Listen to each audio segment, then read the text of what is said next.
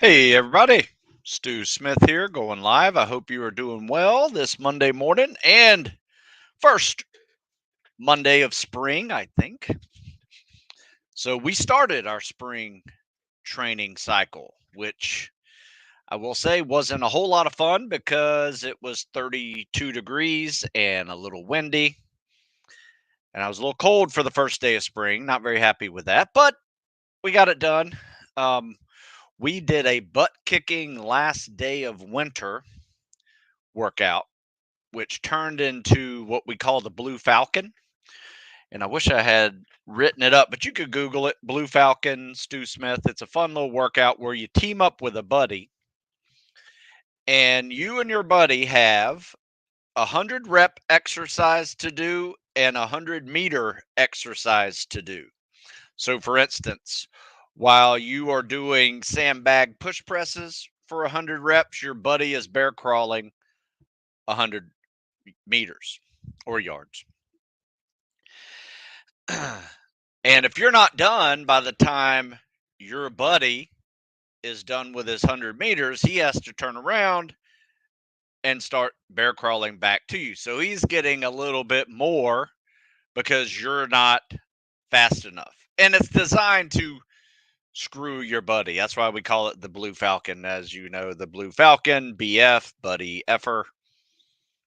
That's what it is, right? So it's a fun little workout. It took us about 100 minutes to do 10 rounds, 10 different pairs of exercises. Not everybody finished, but it was still a good one. And it was about 40 degrees and rainy the entire time. Like guys are doing sit ups in mud puddles. It was fun. You can see some of the pictures I posted on Instagram probably 3 or 4 posts ago. But today was just a track day, kind of shake off the arms, loosen up the legs a little bit, because you will see the Blue Falcon workout is pretty challenging. There's lunges and squats and bear crawls and crab walks and dips and 100 bench presses, 100 pull ups, 100 overhead presses, 100 box jumps. Huge, huge amount of activity going on. It's pretty tiring. Full body though, so you don't have to. It's not just upper body, for that many reps. So you can game it and work around, an upper body, lower body, a push pull combo. There's a core section in there too, where you do flutter kicks and sit ups, while your buddy's doing farmer walks and fireman carries. So anyway, good stuff. I appreciate you guys coming in here on a Monday morning. We started spring training today, which looked like a track workout. A lot of fun. So we're probably gonna use this similar. I might make an updated version of this for this cycle, but it's gonna be like a 12, 13 week cycle of spring training. But every fourth week we're going to lift. So it's more of a block periodization model where we will do 3 weeks of a calisthenics and running progression. Each week's going to get a little bit more, but logical. We're not going from 10 to 20 miles of running in a week. We're going to progress. I think most everybody right now, we're at that 15 to 20 mile mark anyway. So we're going to be ramping up a little bit steeper um, than normal, because I think the group, because of we were outside all winter, we did run more in between sets of lifts just to stay warm, because gets cold if you're trying to do bench press and weighted pull-ups and squats and deadlifts um, in the outside weather. So we, in between sets, you ran you built up to like a quarter mile type of thing just to keep the blood flowing a little bit so you're not freezing. But anyway, that was it. That's what we did. Now I'm excited about this new phase. That's the neat thing about seasonal tactical fitness periodization. And if you don't know what that is, I'll put it in here because you can read about it. It's just my system I have been using and manipulating and evolving for the last, damn, 25 years now. So uh, I find it to be a great way to train because I'm not doing the same old stuff year after year after year, or even month after month after month. Every cycle of seasons makes a dramatic change. Some of them flow into the next one, like this spring and summer is going to progress in the spring, a little bit of weights in there until it evolves completely into higher mileage, higher calisthenics volume, and we're peaking on that endurance muscle stamina in the summer. And then in the fall, we come back down. So we treat the year almost like a little sine wave. So we're not doing too much of one thing year after year and just wind up getting hurt. And we're not skipping things that we don't like to do. So I think most people at the end of a cycle are excited about the next cycle because a little bit burned out. I mean, I'm even as much as we have guys that love lifting, they're excited to get out of the lift cycle, run a little more, and do a little more reps. But yes, I am early today. Sorry about that. I have an appointment coming up that I couldn't adjust to my regular 9:30 time. Tomorrow I'll be back at 9:30 and um we'll do a live Q&A as well as a CSS critique. I got a lot of CSS videos sent to me over the weekend, and so I'll critique those individually and then may show a couple of them online tomorrow. Jeff Nichols and I are going to do a podcast today, and it should be up as well. So look for that. Should be a fun one. Um, yeah, I think it'd be a little more lighthearted than some of our previous ones. William Lee, huge respect from South Korea. Sorry, I have learned a lot through your books. Nice. Well, keep on learning because I'm learning too. Every week I'm learning something new. All right. Good morning, Stu. Training for buds. I'm fast on my right side for the CSS, 8 minute, but on my left side I'm 10. Is it worth it to try to get faster on my left side? Um, yeah, I mean, yes and no. I mean, for a 500-yard swim, it's not necessary to change sides at all. However, when you're wearing big scuba fins and you're swimming in the ocean for an hour, hour and a half or more, which you will do every week at Buds, you're going to want to change sides about every 10 minutes because that same kick or that same arm pull gets a little tiring and you just change sides and your top arm, bottom arm change muscle groups a little bit. With the kick, it's fairly similar. You're just flutter kicking, but sometimes people will scissor kick with little flutter kicks in between. That deserves both sides practicing. I will say this though, it's never a bad idea to learn both sides well. I like it whenever I see somebody swim a 50 and they change sides and I can't even tell the difference between their strong side and weak side. That's impressive, but not impossible. So my suggestion would be try this.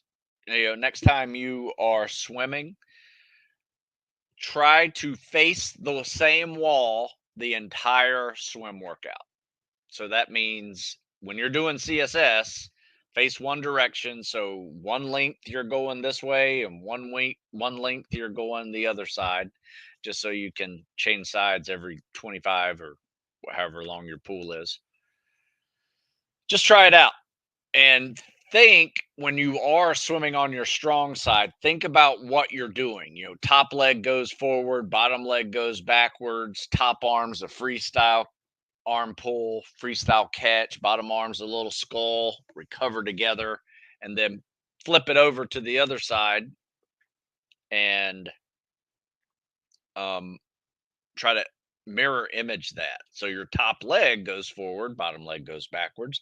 A lot of people screw up with when they flip over to their weak side, their top leg goes backwards. That means basically they're using a strong side kick on their weak side, which, be honest with you, why even bother changing sides if you're going to do that? Because you're not really changing kicks. And the reason why you want to change sides is to change kicks um, and arm pulls. Some people who do a breaststroke kick doesn't matter. Changing sides for them is the same. They just got a strong breaststroke kick. Only thing different is they're breathing on this side versus breathing on this side. Consider a breaststroke kick.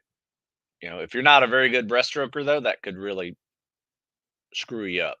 So, in fact, I've had a few people who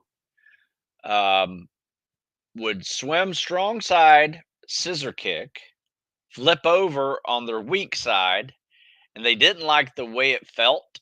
So their backup stroke is the breaststroke, and they do a breaststroke kick on their weak side. That was a clever way to deal with that strong side, weak side issue that some people have. So sorry for the long answer, but in the big picture, 500 yards, it really doesn't matter. You're going to be taking PSTs until you're not anymore. Probably take your last PST at prep, and then at buds, you're going to be doing 2-mile ocean swims, with big scuba fins on every week. I know you do a lot of CSS reaction videos. Would you ever do any reaction videos to 234 documentary? I don't know. Never thought of that. I probably could. I like those guys. The neat thing about 234 is the instructors, several of the instructors I was at the same team with, deployed with them, and several of the students were some of my first generation students that I was preparing to get the buds. Um, when I went back to the academy and ran that program.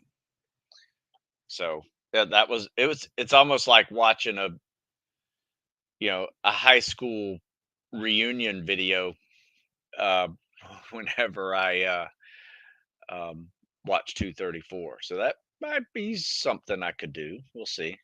How much does asphalt running are you guys doing? Well, we run on this trail that is 100% asphalt. However, it's only like 12 feet wide and there's dirt on both sides. So I will tend to run as much as I can on that dirt grass, as long as it's flat. Um, and there's not a fence in the way or something like that. But I would say for me, I'm running on dirt grass 80% of the time, 20% asphalt. Now, that's me because I'm old and I have 55-year-old knees that don't like that kind of impact at 205 pounds. But the younger guys, they're just flying on it. They're probably spending 80% of their miles on um, uh, asphalt and the other on dirt and sand and things like that. That's my thing here.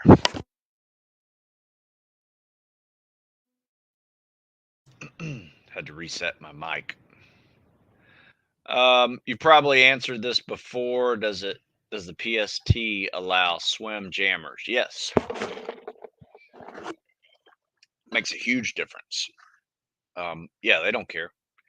Now, this is all the recruiter PSTs that you're going to take, mentor PSTs, scout team, things like that. Once you're at buds, you're going to have the UDT shorts to wear. Do they allow you to drink coffee during Hell Week? Yes, you can drink coffee if you so desire. Most of us who weren't coffee drinkers didn't drink coffee. but we got the hot water anyway. And, we would eat real fast and then get hot water and just hold it like this and at least get our hands warm again. Um, and that was nice. Um, but yeah, some guys drink coffee. I'm still not a coffee drinker. I drink tea, I unsweet tea here, but I'm not a coffee drinker.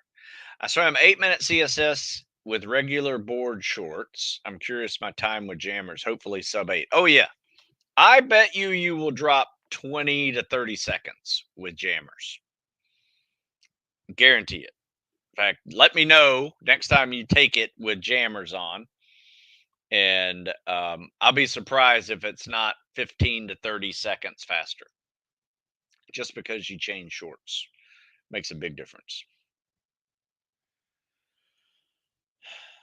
Let's see, 14% body fat. Does having a little extra body fat help you with the cold at buds?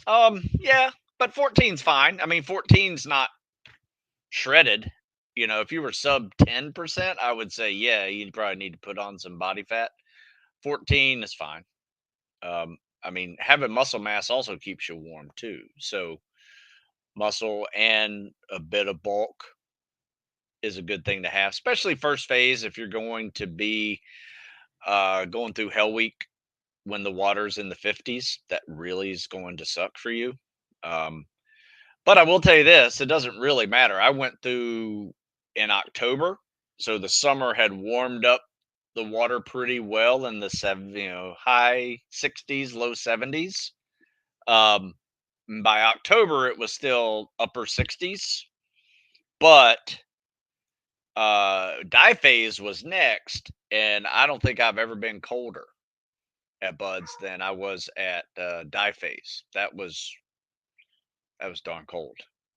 Because you're diving every day, you're underwater, you hit a thermocline, it's 10 degrees colder, just freezing. So my dog is joining us for the podcast today.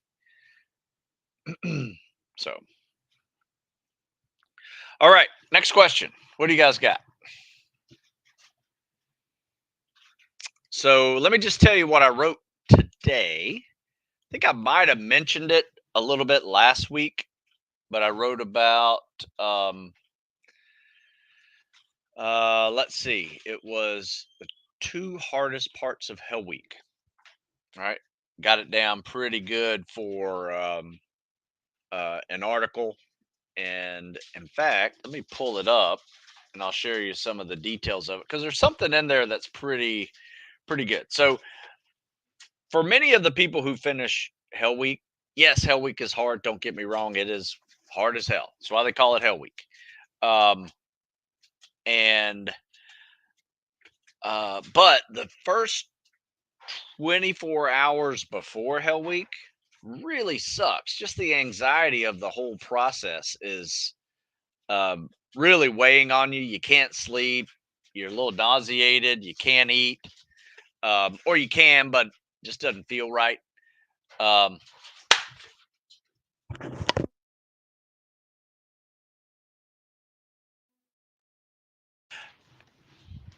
um, and then the next 24 hours after are is probably the actual worst because what's happening then is all the pain sets in.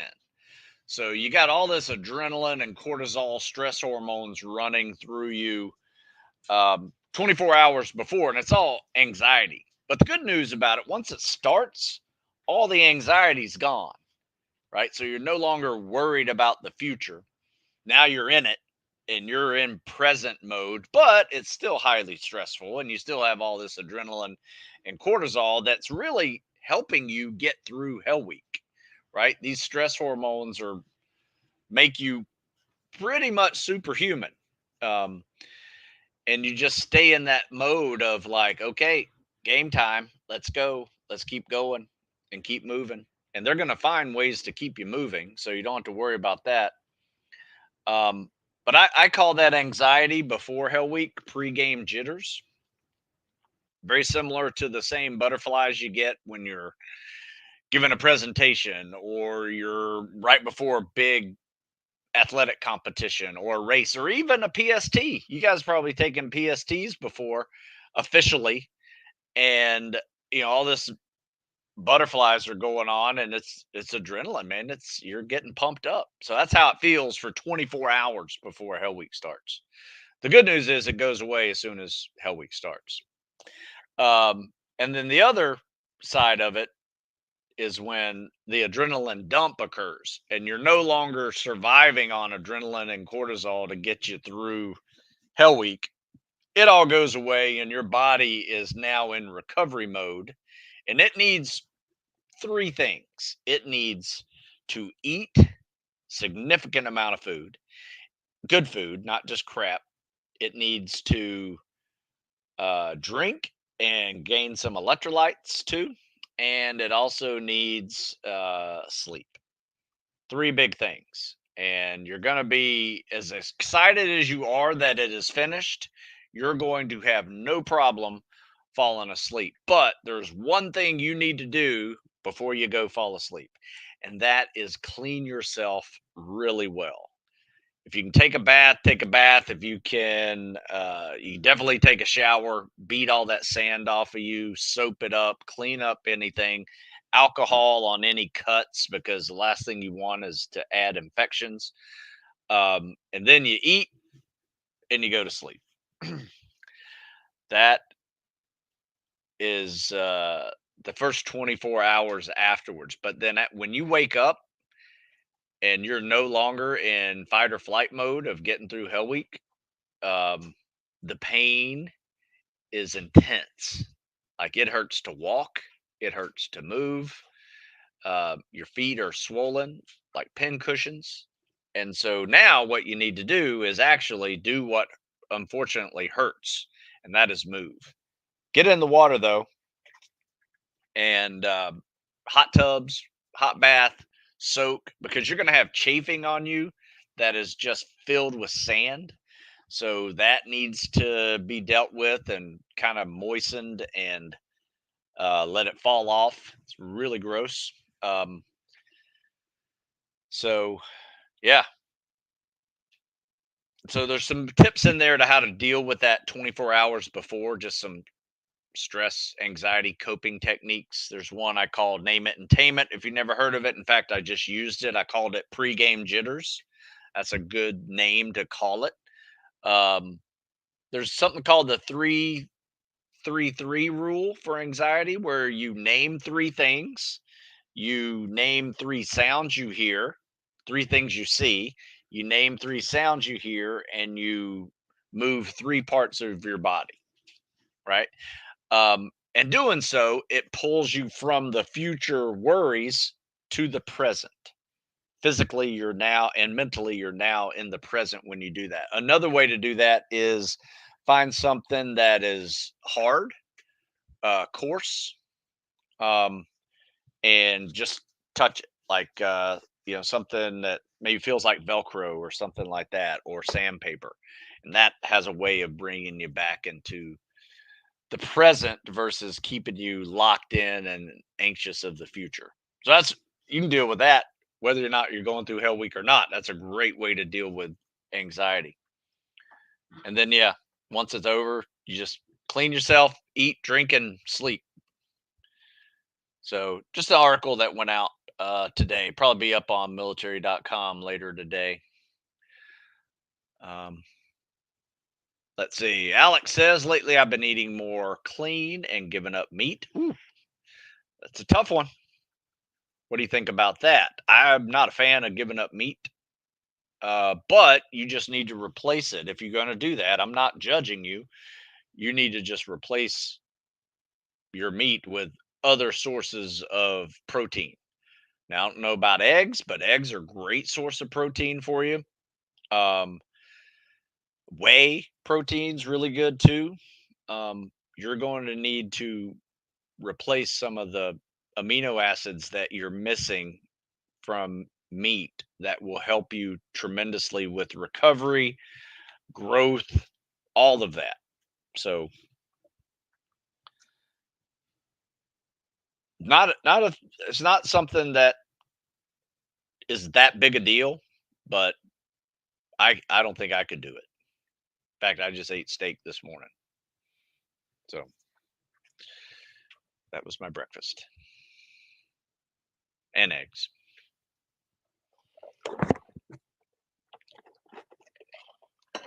All right. Anything else? So I do need to go a little bit early today just to handle this appointment, and then got to hop on with Jeff again to do a podcast. Um, so I will take a few more questions if you got them.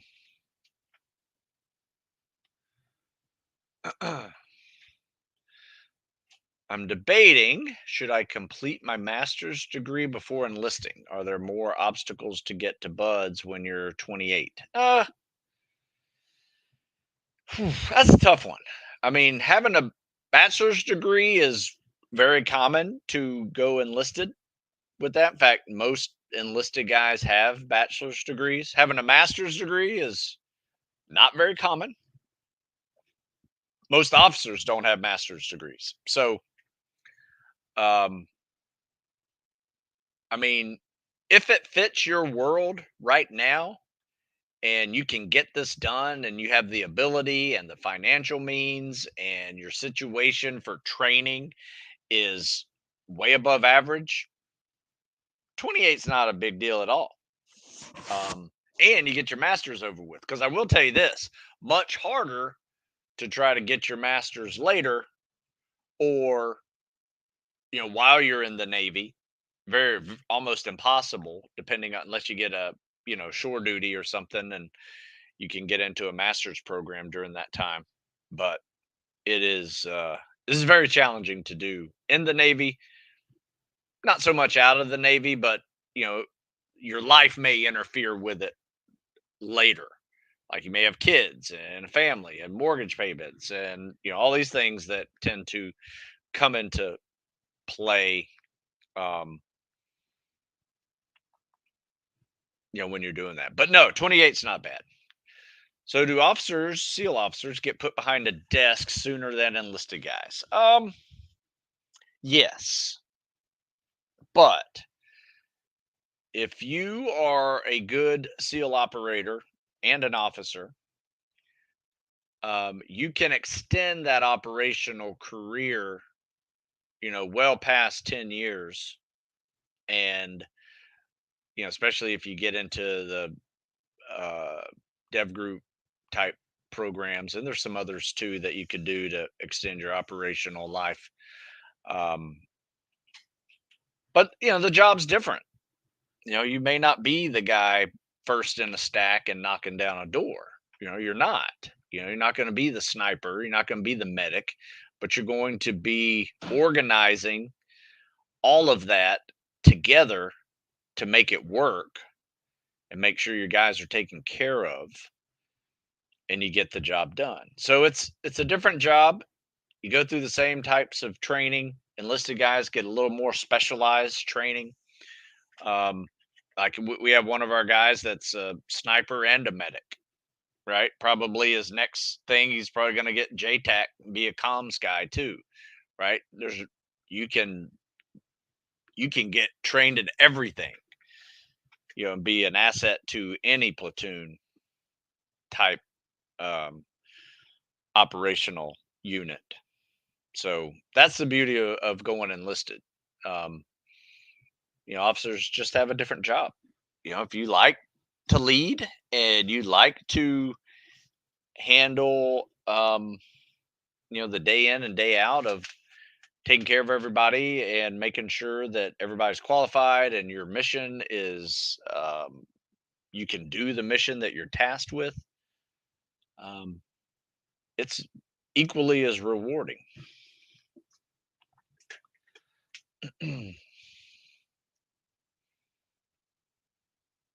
All right.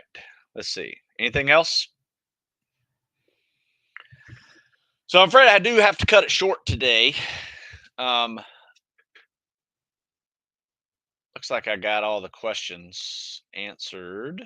If I missed any questions, you guys can email me, stu@stewsmith.com. Happy to answer your questions. Um, you can go to stewsmithfitness.com, check out the programs over there. Got coaching, ebooks, books, even got a new course I came up with that focused specifically on getting to and through. And you get a more personalized recommendation on which program you should be on. And that is part of the program too. So you get a like free ebook book um, recommendation depending on what you are, um, what you need, what you're trying to do, all that stuff. Um, but yeah, there's a lot of things out there that trying to creating a new over 55 program. I am now 55, so I understand what it means to be 55 and trying to still get after it. So gonna come up with that one here probably in the next few months. We'll have it all completed. So just taking a lot new pictures for exercises, things like that. Is there a cutoff age for DevGuru? Not that I know of. Um, not sure. I doubt it. But regardless, you need to be operational and meet their standards, which are very high, um, regardless of age.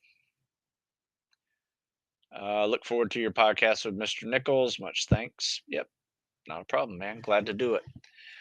All right, guys. Oh, yeah, I do have a few more of these that just came in. I'm not used to selling these things, so I'd rather just give them out locally. The Never Quit shirts are back, but I got a whole bunch of them left over. And you go to Stu Smith Fitness, you'll see. And use Live 15, save 15%. Shirts, books, ebooks, all that stuff. So Live 15, StuSmithFitness.com. All right, that's it. I'll be back tomorrow. We'll do some swim videos. Send me some swim videos if you want to see them. All right, we'll see you.